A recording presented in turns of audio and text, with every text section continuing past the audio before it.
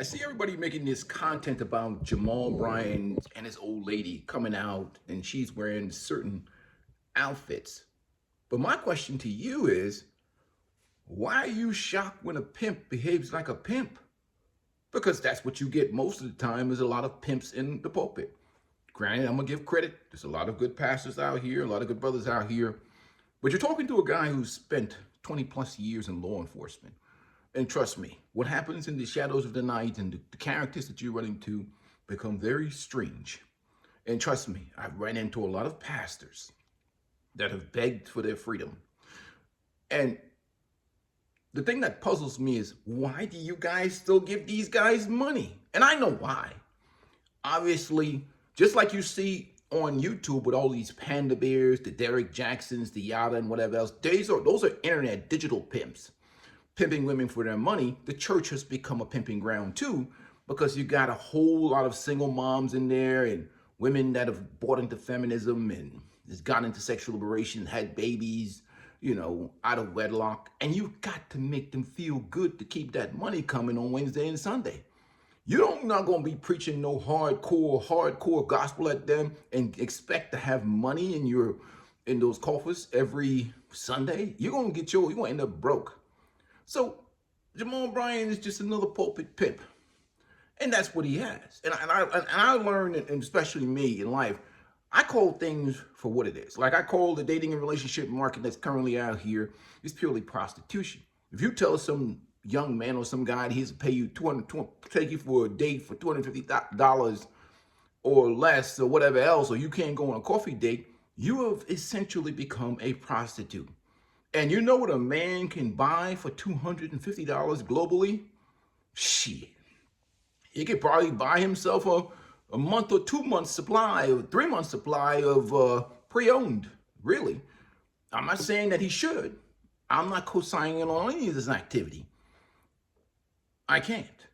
Anyhow, getting back to these guys, I'll tell you, what I've learned to respect is people that live in their truth. Like Corey Holcomb will tell you right off the back. This is what I pay my $20 for my tricks, and this is what I do. Great CGA will tell you exactly what he's doing. I respect men and people that live in their truth. And I'll tell you a story. Even for me back in the days when I worked in police were two dudes that I remember quite vividly. The first was about a 56-year-old crackhead, white guy. And my issue with him was he would use his product out in the public space. There's kids around, there's women, there's children around. So I was to bombard this dude with all these loitering tickets and loitering to commit CDS offense tickets, locked him up, all these things. Until one day me and him had a conversation at about 2, 3 in the morning. And I was like, look, man, how many tickets and how many times I got to lock you up for you to go away? And he looked me in the eye and he said to me, you know what, buddy? The problem is you. You're full of shit. Here I am. I'm out here because I want to be using whatever drugs that I use. I'm out here by choice. And this is the time we had bail reform, and you take somebody, the bail reform ruined everything. You take them around to the jail, and about 2 hours later, they're back. They get on that video conference thing with the judge, and they're out because they don't want people in jail and all that stuff in certain liberal environments.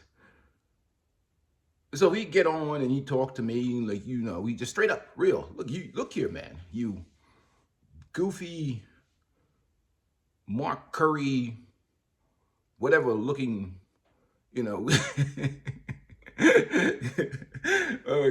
a real conversation in the middle of the night. And I say, look here, man, here's my issue with you. And he broke it down to me. He said, look here, I don't care how many tickets you write me, how many times you lock me up. I am going to use crack. And your Gary Coleman, Mr. Cooper looking ass is not going to stop me from using crack. And this is what I do because this is what I choose to do. And I looked that man in the eye, he looked me in the eye, and I just told him, knock that shit off where I can see you, where anybody can see you. And he agreed to stop doing that shit out in the public space. All them tickets and all that bullshit that I wrote him was a waste of damn time. because he's going to do what he's going to do. And that's who he is. Jamal Bryant is like that crackhead, except that he's a pimp. And he's going to do whatever the hell he's going to do. And you people are still going to give him money. Because why? You're addicted to that crack, which is every Sunday and every Wednesday you go there, he makes you feel good about your life. You know what? He makes you feel good about being a 304, about not achieving your goals, because he's going to preach the prosperity. It's like a Yada or any of these other pandering sims are going to tell you what you want to make you feel good. He's going to make you feel like your pre-owned box is worth $1 billion. That's how he makes his money, by making you feel good, telling you what you want to hear. Because nobody cares about the truth nowadays. And the truth of the matter is this: I wasn't going to defeat that crackhead. So I took that one on the chin. That's an L. The next L I got was from about a 52-year-old crackhead who was one night, he's a black guy. He was harassing people at the train for money and whatever else. Then he got mad because somebody wouldn't give him any money, and he made a threat. So by the time I came to the scene, me and him locked eyes. And this was a time when I was younger, full of that testosterone and thinking. And anybody knows that it's very difficult to catch crackheads. I don't care if they're 50, 60, or whatever else. If they get a good lead on you, if you catch them asleep, which they hardly sleep because crack makes you stay up all week, and that's how crackheads die, unfortunately. Their hearts stop for being up for 72 hours chasing crack. So we locked eyes, and I caught him doing what he was doing, and he proceeded to take off running. And here I am with 50 pounds of gear. I don't think we had cameras at that particular time. But here I'm chasing this guy on a straightaway, going straight down a block. We must have crossed about 6 blocks. I don't know how this dude was running like that. You see, I started gaining on him. You see my ego? You look at the sports picture back there. I'm going to catch this crackhead. I don't care what anybody say. I can catch a crackhead. Damn y'all. Well, see, it was all fine and dandy. And everybody's falling behind, running like, damn, a peaceful life, got some stamina. But see, the crackhead got clever. Okay, you big motherfucker. See, I'm like 6'7". You say, this big motherfucker think he's going to get me. Then he started making turns. You see, that's fucked up the game. Well, as long as he was running in a straight line, I was going to get him. That dude made a left turn. Then he made a right turn to some cars in the backyard. He jumped over a damn fence, ran through the yard. I was like barking everywhere. I ran up to that fence and looked over there. There must have been like 5, 6 pit bulls in that yard. Another L. So I was like, you know what, dude? You got that one. I'll catch your ass later. And what's crazy is, like, I would catch this dude about 2, because they come back to the same spot because they're motivated and driven by a crack. So a couple days later, I see him downtown, and me and him lock eyes. And he's looking at me like this. And I'm looking at him. And he's like, your bitch ass is ready for round number 2. That I conceded, because I remember that this guy is not playing by the rules. They don't run fair. So I'm just going to go ahead. I'm just going to let him have that W. It's just my ego. He won fair and square. You know, you got that one. F you. But that's a whole nother story. See, it's just the way it is. But I learned to respect people that are brutally honest with me. I look at a prostitute or a hooker and she says she's a hooker. I look at, that's a hooker. Fine. When I see a woman that's a hooker that rebrands herself, now she's found Jesus and she's trying to sell herself as a virtuous woman, a woman that has mismanaged her youth and tries to pretend to be something else. But a guy like Jamal Bryant is a pimp. And many of them are pimp. White, black, it doesn't matter what color. The same game being ran. The same as these panda bears, the Derrick Jacksons of the world. They're all pimps. Anybody that panders to women and don't tell them the truth is a pimp. Digital pimp, pulpit pimp, pimps. And these guys that flip back and forth, content creators out here, these these jellyback men, especially the sack watchers, most of them are, the same thing. These degenerates, whatever they are. But none of them are honest. I like honest people. That's why I like a guy like Corey Holcomb. He says what he is, and he is what he is. A peaceful life is what he is, and what's going to tell you what it is. Because if I wanted to really be big and make money on content, I just sit on here and bullshit, pander, lie to women, do all kinds of goofy shit. I already know the game. I just won't play that game because I got to sleep at night. Why prostitute myself for YouTube views, and then at night I'm tossing and turning in my bed because I'm sold somebody a bunch of bullshit, which is what these guys do. But my problem is, why do you give someone like a Jamal Bryant? I mean, that's your choice. I'm not telling you what to do. Your money, and what incentive it is for him to take on some righteous position when you're going to keep giving him your money, because you need the crack that he's selling.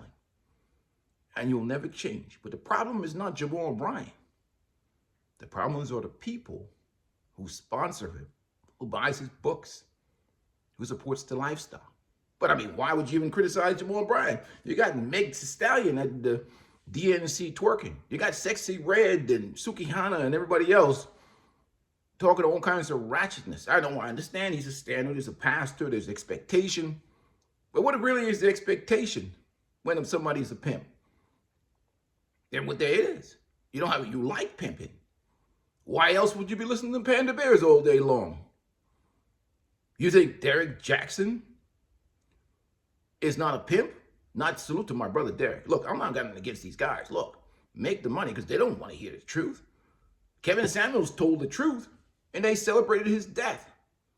Why would Derek Jackson tell you the truth when they've seen how you treat the brother Kevin Samuels? Why would Yada sell you the truth? Why would any of these guys sell you the truth? And if they see how you treat people who tell you the truth, you treat them like shit because you don't want the truth. You want to be lied to. You want pimps in the pulpit to lie to you. Huh? You want pimps in the pulpit to make you feel good. Because you put peaceful life in the pulpit, that whole church will turn into a damn gym. And everybody will be working their big ass out and getting in shape and being born again. Healthy. Trust me. Oh, you'll get some real outcome then. Oh yeah, what? Huh? Hell no. No. Sister so-and-so, get on this scale. We'll be having some real production. What? How long you been single? Oh, you delusional. Come on, let's go. Come on, we're gonna straight square you away. That would be the church of a peaceful life. Because real outcome. You think a guy that panders to you care about outcome? See, I have a reputation to uphold. If I'm, you ain't getting no outcome and you've been paying money at my church all these years and you haven't got no outcome. You have no husband or whatever else. I have to fire myself. You see? Because that's how men really think. Like men really are like outcome really matters.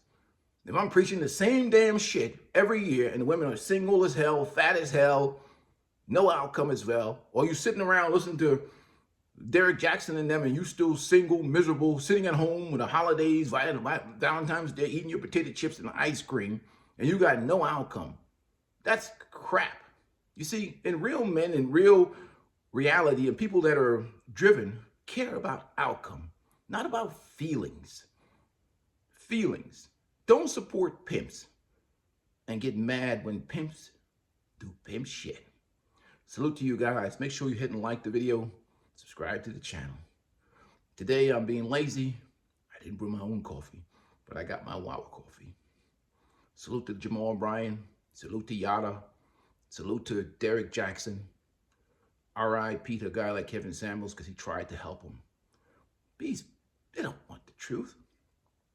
And they don't want the real gospel. Salute to my brother Gino Jennings. He gives some real gospel. Woo! Salute to him.